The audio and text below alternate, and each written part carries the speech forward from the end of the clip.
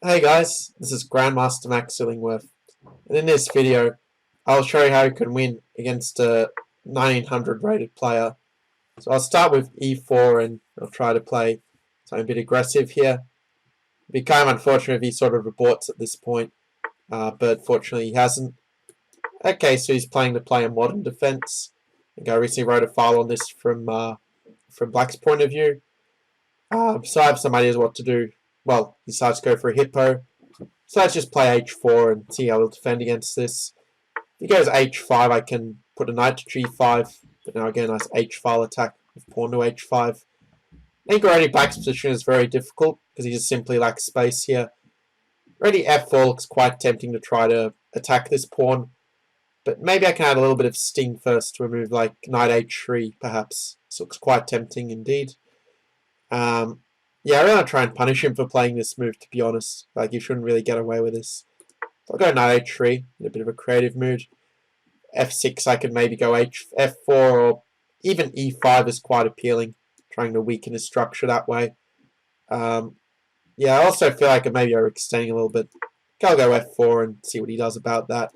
Just develop my pieces very rapidly. If he goes g4, I might just play knight f2. But he's wanting to go for this instead, which, yeah, doesn't seem like a great idea. h6 is kind of a tempting pawn sack, so my queen can get in the attack.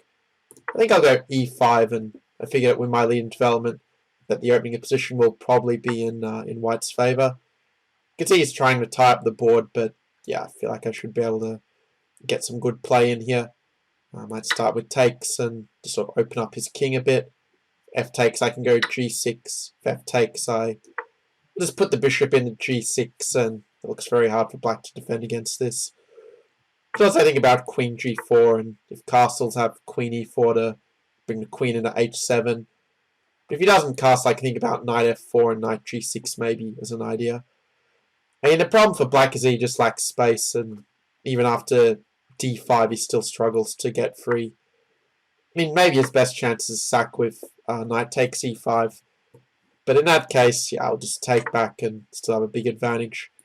I'll castle, and yeah, has actually managed to tie up the board a bit, which is a little bit annoying. I probably could have punished him much better than the way I did here. But still, I can play bishop g6 and, well, okay, he's sacking a piece instead. I'm going to play queen g3 just to open up ideas of sacking back on g5 and getting a big attack on the king. Obviously, d4 is... Actually, d4, maybe could have done that. Bishop takes, knight takes. I've had queen takes to cover bishop d4. And if he goes d4 now, I think I can just play rook d1 or even move the bishop or knight away because of the pin on the pawn to the queen. So after queen f6, I could take on c7, and there's honestly no reason not to, I think. So I'll play this. I mean, my knight can come to g4 to go for the attack on his king. Also have bishop d4 just to force trades, which will work well for me, given I'm a piece ahead. I'll retreat the queen back to g3. I mean, really, black needs to be able to get an e5 and get these central pawns moving. But because of the pressure on his pawn, it's just not very realistic for him. I can play bishop d4 and just keep trading his good pieces here. And long term, his king is just too exposed. Yeah, he shouldn't have allowed knight takes d5 here. Next move, I can just retreat the bishop after queen moves and still keep my knight protected by the rook. So I think this is already kind of hopeless for black. To queen e6, probably will just move the bishop to c3 as noted. And yeah, I just don't see a move for black in this position. And we could probably resign around this point. Maybe he has queen a6 actually. He can try to go for queen a2. That could be a little bit tricky actually. But I should still be able to cover it. We have knight c7 in the absolute worst case. Yeah, the queen f1 is just desperate. I can even go rook d1 and just force trade some more pieces. And it's because I'm up a lot of material, so I can afford to do this. And yeah, there's not much really happening at this point. There would be a fun chance here I can move the piece with my eyes closed, but okay, I'm going to take the game seriously. Yeah, we'll sack a piece just for fun. Because, well, yeah, I mean, I'm winning anyway, so I may as well scare him a little bit, I guess. So after king h7, I have queen g6 followed by h6, and yeah, I might objectively quite a good attack as well. Or something after h6 it is now. I have Harry the h pawn coming into the action, and yeah, that's checkmate.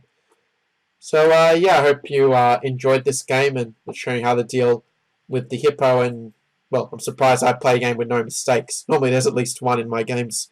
So yeah, thanks for watching, and I'll see you in the next video.